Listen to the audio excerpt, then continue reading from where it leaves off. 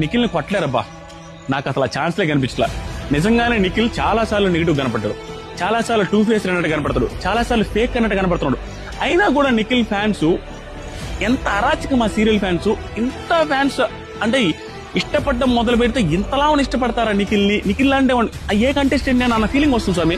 చాలా సార్లు నిఖిల్ నెగిటివ్ అన్నట్టు కనపడుతుంది. చాలా మంది రివ్యూవర్స్ మాలాంటి వాళ్ళందరూ ఏంటి నిఖిల్ ఇలా ఆడుతున్నా అలా ఆడుతున్నా అంటున్నా కూడా నిఖిల్ ఫ్యాన్స్ కావచ్చు, నిఖిల్ ఓట్లేసే వాళ్ళు కావచ్చు ఆగట్లేదు స్వామి, తగ్గట్లేదు. ప్రతి సిచ్యువేషన్ లో టాప్ లోనే పెడుతున్నారు అతన్ని.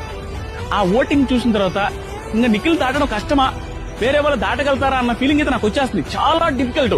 ఏది నెగిటివ్ అప్పుడప్పుడు తగలుతానే ఉన్న నిఖిల్ కే ఎట్లా ఉంటే, నెగిటివ్ తగలకుండా 2 వారాలు గానీ నిఖిల్ నాన్ స్టాప్ గా గానీ ఆడితే వారు వన్ సైడ్ అవుతుంది. ఎవ్రీ సీజన్ లో ఎలాగైతే 50-60% దాకా విన్నర్కి వెళ్తుందో అంతే వారు వన్ సైడ్ నిఖిల్కి అవుద్ది. ఒక్క 2 వారాలు నెగిటివిటీగా లేకుండా ఉంటే.